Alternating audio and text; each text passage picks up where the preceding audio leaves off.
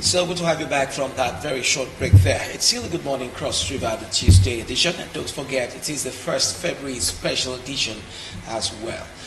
A few days ago, we had the social media space being awash with information on illegal fees being obtained by some head teachers here in Cross River State primary schools. Now, to ladies and talk to us on all of this so that we can put it on the right perspective, we have Castro Ezama. He's a special advisor to the governor on education. I say good morning. So good to have you on the show. Good morning and happy new month, Cross Riverians. Yeah. Let's start by asking, what's the true position of primary tuition fees? Are they free? Let's start with that. Are we having a free primary education in Cross River State? Before we know why some would even have to go getting fees if tuition is not placed in it. Are we running a free primary school tuition fee? Yes.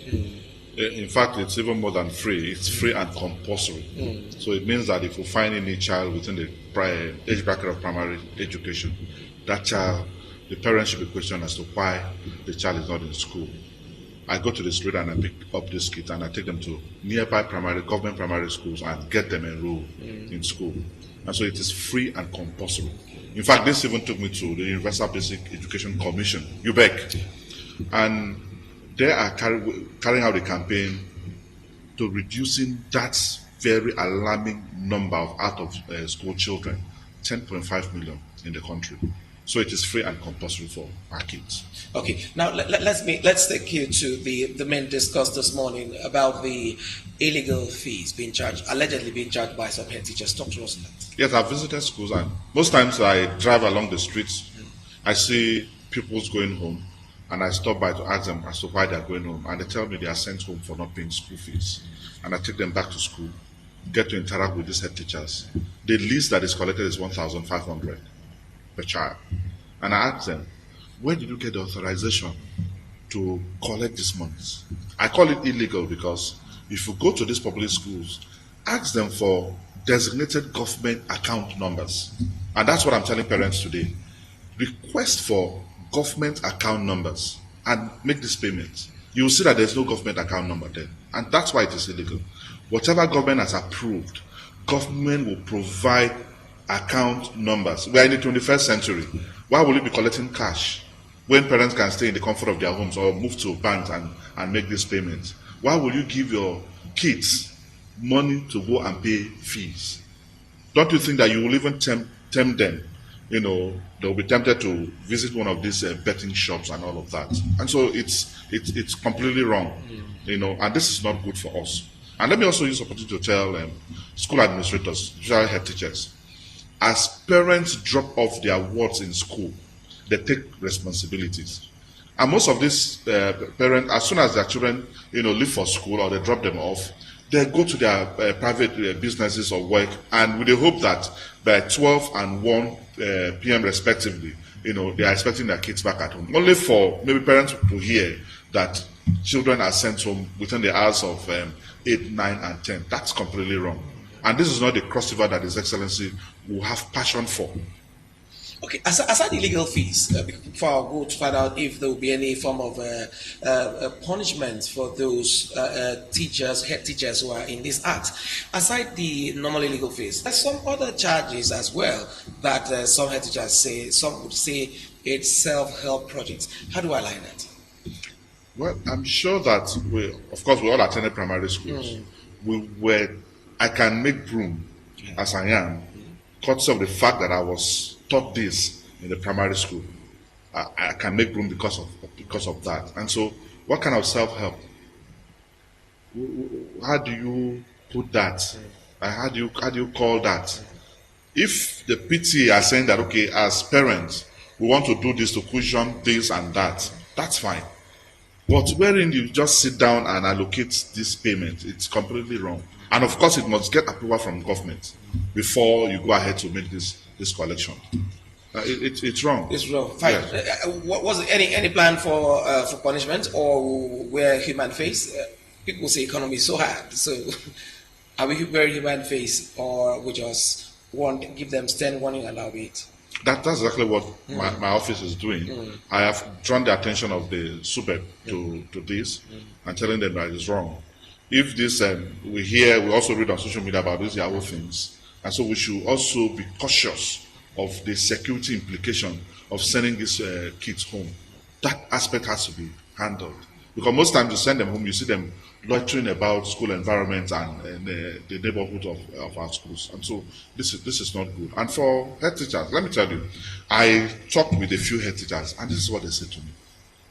That the zonal heads, they make this remittance to the zonal heads.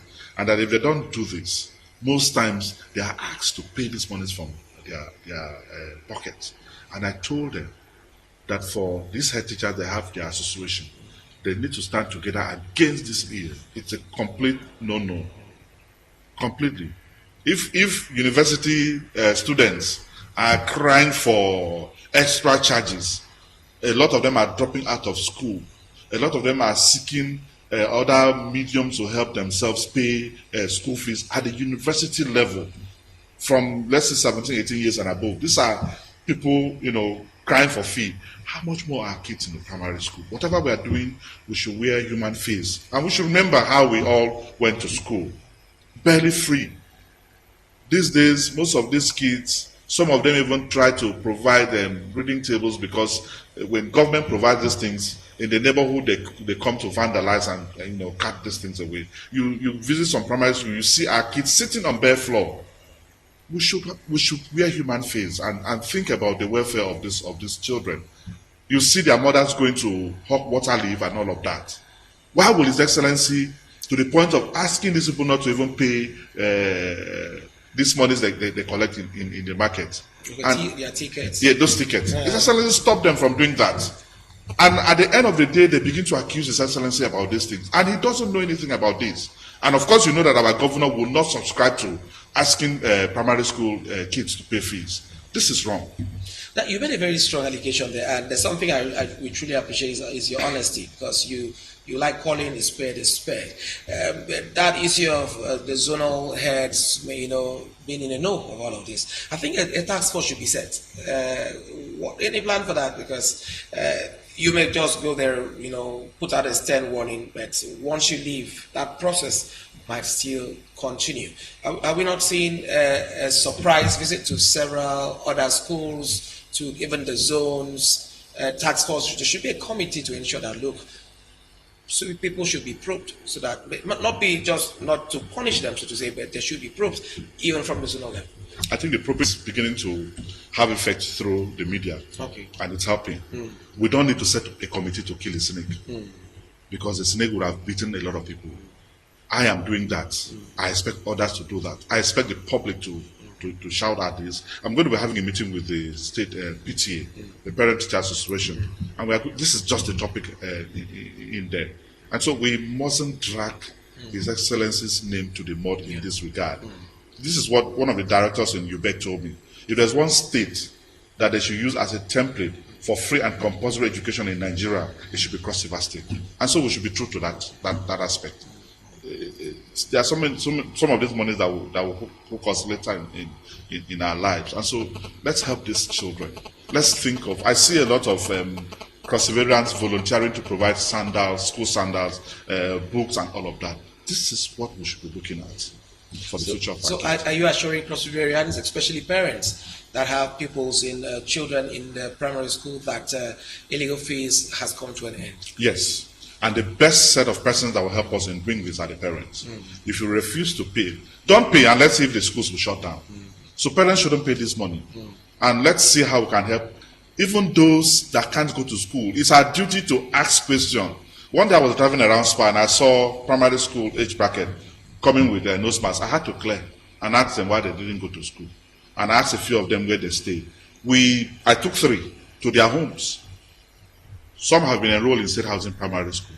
This is what we should be doing. If we allow these kids to roam the street, we are calling for insecurity. It doesn't come from outside. It comes from within. Let's give them education and let's ensure that they are properly taught to graduate in character and learning. That should be our duty. Definitely. And I know that Cross River State will be better off. Definitely. Yes. Definitely. Let's get your part in short as we bring this segment to an end. We are in the month of February, the month where we'll have, in the next 13 days, we'll be having Valentine's Day. Let's show love to our kids and have them enroll to receive quality education. His Excellency Senator Professor Ben Ayade means well for Cross River State and especially the educational sector. God bless Cross River.